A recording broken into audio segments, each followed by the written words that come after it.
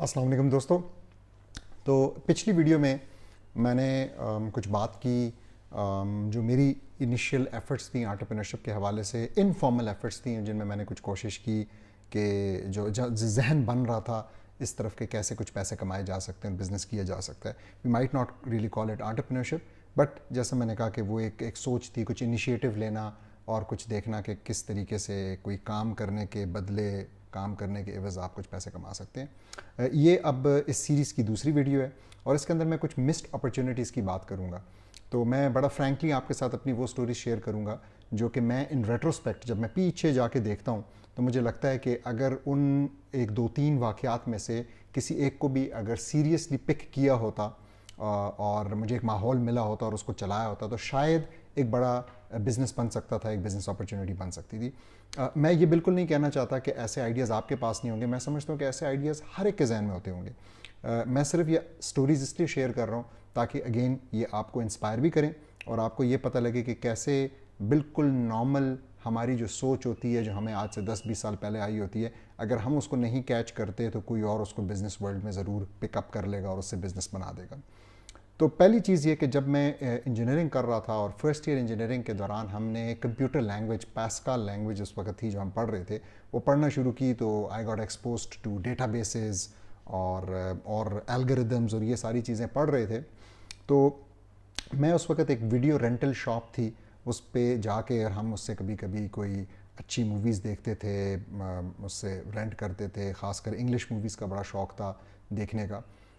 تو جب بھی میں وہاں جاتا تھا تو میری خواہش ہوتی تھی کہ کتنا اچھا ہوتا کہ میری پریویس چوائسز کی بیس پہ یہ لوگ مجھے بتا سکیں کہ تمہیں کون سی مووی اچھی لگی ہوگی اور کون سی اچھی نہیں لگے گی. And the reason was very obvious, کیونکہ if you don't like the movie which you rent تو you don't waste your money but you also waste your precious time. تو میں اکثر یہ سوچا کرتا تھا and it was of course not possible at that time. تو آپ کیا کرتے تھے کہ سارے لوگ اس وقت جا کر اور جو ویڈیو رینٹل شاپ میں جو لوگ کام کر رہے ہوتے تھے انہی کو کہتے تھے، انہی سے ریکویسٹ کرتے تھے کہ یار یہ مووی کیسی ہے. وہ پھر آپ سے آپ کے ٹیسٹ پوچھنے کے لیے کچھ ڈیٹا پوائنٹس اکٹھا کرتا تھا، آپ سے پوچھتا تھا آپ کو یہ اچھی لگی تھی مووی، یہ اچھی لگی اس طریقے سے. تو جب میں نے نئی کمپیوٹر لینگویج سیکھنے شروع کی تو آئی یوز ٹو تھنک کہ کیسے کاش اس چیز کو ایک بزنس بنایا جا سکے اور کچھ ایسا ایک ڈیٹا بیس بن سکے جو کہ آپ کو پریڈکٹ کر کے بتائے کہ جس بندے کو یہ اور یہ مووی اچھی لگی. Of course I was not really thinking about prediction at that time, لیکن کوئی ریلیشنل قسم کا ڈیٹا بیس ہو کہ اگر ایک بندے کو اے اور بی اچھی لگی ہیں تو پھر سی ڈی ای ایف یہ بھی اسی ژانرا کی موویز ہیں اور یہ اس کو پسند آئیں گی. اب بڑے مزے کی بات یہ ہے کہ اگر اس چیز کو ہم لیں اور دیکھیں تو 80s میں ایک شخص تھا جس کا نام ہے ٹیڈ سرینڈوس.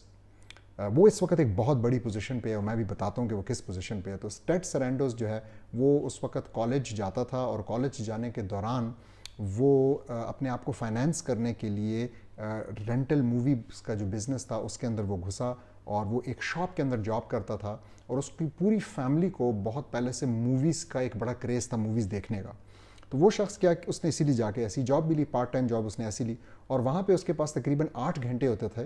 اور آپ جانتے ہوں گے کہ اگر آپ رینٹل شاپ پہ بیٹھے ہیں، مووی رینٹل شاپ پہ بیٹھے ہوئے ہیں تو نارملی جو ہے نا گھنٹے میں کوئی ایک آدمی آتا ہے اور وہ مووی لے کے چلا جاتا ہے، آپ کو پیسے دے دیتا ہے، مووی اٹھا لیتا ہے. تو you have got lots of time. تو یہ وہاں پہ بیٹھ کے تقریباً 8 گھنٹے روزانہ موویز دیکھتا تھا اور وہ موویز دیکھنے کی وجہ سے اس نے اتنی زیادہ اوور دی ایئرز دیکھ لی کہ اس کو بہت زیادہ موویز جو ہیں وہ ان کا تھیم اور ان کا سٹائل یاد ہو گیا اور اس کو سمجھ میں آ گئی کہ اچھا یہ کیا ژانرا ہے، یہ ہارر ہے، یہ کامیڈی ہے، یہ ایکشن ہے، یہ تھرلر ہے. یہ ساری چیزیں اس کو کلیئر ہوتی چلی گئیں. اور پھر اس کے بعد جب لوگ آتے تھے تو لوگ اس سے ڈسکشن کرتے تھے، اس سے موویز کے بارے میں پوچھتے تھے تو وہ ان کو موویز کے بارے میں بتاتا تھا، پھر ان کا ٹیسٹ پوچھتا تھا اور پھر ان کو سجیشنز کرتا تھا. سم تھنگ ایز جو کہ میں سوچ رہا تھا اس قسم کا کام وہ اب مینولی کر رہا ہے اور لوگوں کو سجیسٹ کر رہا ہے. اور وہ اتنا گرو اس نے کیا اس چیز کے اندر کہ وہ ایک کی بجائے پھر 8 فرینچائزز کو اوور سی کر رہا تھا. اور ہوتے ہوتے اور اس جہاں پہ وہ بیٹھا ہوتا تھا وہاں پہ لوگوں کی لمبی لائن لگی ہوتی تھی اور وہ صرف اسی لیے ہوتی تھی کہ اس سے یہ پوچھنا چاہتے تھے کہ جی ہمیں یہ اور یہ مووی پسند ہے تو ہمیں کوئی اور مووی سجیسٹ کریں. تو وہ اتنا زیادہ مشہور ہو گیا اور اس کی مشہوری صرف یہیں تک نہیں رہی بلکہ جب نیٹ فلکس شروع ہونے لگی کمپنی تو جس کمپیوٹر سائنٹسٹ نے نیٹ فلکس کا آئیڈیا دیا اور شروع کیا کہ ہم جو ہے اسٹریمنگ کریں گے یا ہم لوگوں تک پہنچائیں گے کنٹینٹ کو سی ڈی سینڈ کرنے کے ذریعے، اس نے ٹیڈ سرینڈوس کو ہائر کیا اور وہ وہاں پہ ابھی بھی چیف کنٹینٹ آفیسر ہے. ان کے پورے کنٹینٹ جتنی بھی پروڈکشن ہوتی ہے نیٹ فلکس کے اندر, یہ شخص ڈیسائیڈ کرتا ہے کہ یہ ہونی ہے نہیں ہونی اور اس کے اندر کیا ڈالنا ہے. Why? Because he is such an expert in this field of finding out exactly کہ ایک مووی کے اندر کیا ہونا چاہیے, لوگوں کو کیا چیز اپیل کرتی ہے, کون سے ژانرا. کامیڈی اگر کوئی دیکھ رہا ہے تو اس کے لیے ہمیں کیا کرنا چاہیے, تھرلر اگر کوئی دیکھ رہا ہے کس قسم کا اس کے اندر تھرل ہونا چاہیے, کیسا ایکشن ہونا چاہیے. And he overseas budget of $6 billion per annum. تو یہ ایک انٹرسٹنگ چیز. دوسری جو آئیڈیا مجھے بہت آتا تھا وہ اس ٹائم پہ مجھے یاد نہیں ہے کیوں, لیکن کچھ ایسا ٹائم آیا کہ میں کچھ پراپرٹی ڈیلرز کے ساتھ واسطہ پڑا. کچھ گھر شاید دوست کا گھر تھا جس کے لیے ہم دیکھ رہے تھے, کوئی کرایہ دار ڈھونڈ رہے تھے کچھ. تو اگین کمپیوٹر سائنس پڑھ رہے تھے, فوراً ہی ذہن میں آیا کہ کتنا اچھا ہو کہ اگر ایک پراپرٹی ڈیلر کے پاس آپ جائیں اور اس کے پاس تمام اس شہر کے یا تمام اس علاقے کے, انہوں نے اکثر ڈائریز پہ لکھا ہوتا ہے, کسی ایک کے پاس اس زمانے میں خاص کر کسی ایک کے پاس 2 آفرز ہوتی تھیں, کسی ایک کے پاس 4 ہوتی تھی, آپ کو ہر ایک کے پاس جانا پڑتا تھا. میں نے سوچا کہ کتنا اچھا ہو کہ ہر ایک بندہ اس کے پاس جو ہے نا کمپیوٹر کے اندر تمام جو بھی آفرز ہیں, جتنے کرائے کے گھر خالی ہیں, ان کی کیا ڈیمانڈ ہے, ان کے کیا سائزز ہیں, یہ ساری ڈیٹیلز لکھی ہوں. I am talking about 1994-95.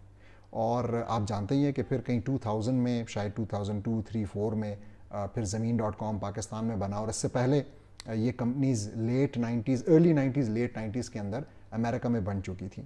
تو یہ اگین اب ظاہر ہے جیسا میں نے کہا, نہ کوئی سپورٹ سٹرکچر تھا, نہ کوئی سٹارٹ اپس کا کلچر تھا, نہ کوئی انکیوبیٹرز تھے, نہ کوئی ایکسلریٹرز تھے. یہ ساری چیزیں اب اس وقت موجود ہیں الحمدللہ. تو اگر آپ کو اب ایسے آئیڈیاز آتے ہیں تو آپ کو بڑی اچھی سپورٹ مل سکتی ہے. You just have to develop those ideas further and try to execute them. Idea کے اوپر بیٹھے نہ رہے.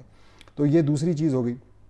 اور تیسری چیز زیادہ ریسنٹ ہے زیادہ, میں بتاؤں گا اپنے ٹرپ کے بارے میں, لیکن بعد میں بتاؤں گا ایک اور ویڈیو میں. لیکن میں چائنا گیا تھا 2006 میں کچھ بزنس کے سلسلے میں, اور اس کاروبار وہاں پہ میں نے جا کے جو چیز بنوائی جا کے باقاعدہ طور پہ فیکٹری سے, وہ تھے ڈیجیٹل کیمراز اور MP4 پلیئرز. اب انٹرسٹنگ بات یہ ہے کہ میں نے یہ چیز وہاں پہ بنوائی اور تقریباً 350 بنوائے تھے, ڈیزائن بنوائے تھے جرمن مارکیٹ کے لیے.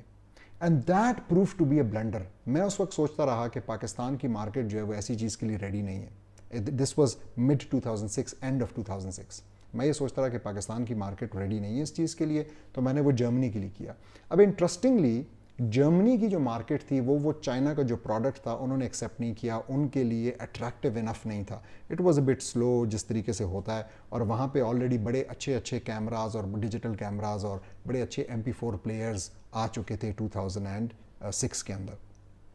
However, ان ریٹروسپیکٹ ماضی میں جا کے اب ہم اگر دیکھیں تو 2009 میں ایک کمپنی شروع ہوئی جس کا نام ہے کیو موبائل. 3 سال میرے اس آئیڈیا کے بعد, اور وہ کمپنی اس وقت پاکستان کی سب سے بڑی موبائل کمپنی اگر سیلز کے حساب سے دیکھا جائے, 1 million mobile phones per month وہ سیل کرتے ہیں. دے بیٹ اینی ادر کمپنی ان پاکستان, اور وہ ہے کیو موبائل. اور کیو موبائل کا بزنس ماڈل کیا ہے, اس دن سے 2009 سے لے کے آج تک 11 سال ہو گئے ہیں, ان کا یہی ماڈل ہے. وہ فونز امپورٹ کرتے ہیں چائنا سے, اوپر اپنا برانڈ لگاتے ہیں اور یہاں پہ بیچتے ہیں. They are not manufacturers. میں نے ابھی بھی چیک کیا ہے جسٹ ٹو بی شیور کہ کہیں انہوں نے مینوفیکچرنگ شروع تو نہیں کر دی, تو ایسا نہیں ہے. تو دیکھیں وہ آئیڈیا اگر میں رائٹ مارکیٹ میں پچ کرتا اور میں وہ 300-350 دانے پاکستان لے کے آ جاتا, موسٹ لائکلی وہ ہاٹ کیکس کی طرح بک جاتے. اگر نہ بکتے تو آرام سے بک جاتے, کچھ ٹائم کے اندر بک جاتے, اور مے بی میں سوئچ کرتا ٹورڈز موبائل فونز اور مجھے یہ اپرچونٹی ملتی. تو again it's daydreaming maybe, لیکن اس طریقے سے ہمیں اپنی اپرچونٹیز کو پانی دینا ہوتا ہے. ہمیں اپنی اپرچونٹیز کو نا گارڈنرز کی طرح, مالیوں کی طرح ان کا خیال رکھنا ہوتا ہے, جو ہمیں آئیڈیاز آتے ہیں, اور ان کو پھر اس طریقے سے خیال رکھ کے ان کو پال پوس کے بڑا کرتے ہیں, تو ان سے پھر کچھ بنتا ہے.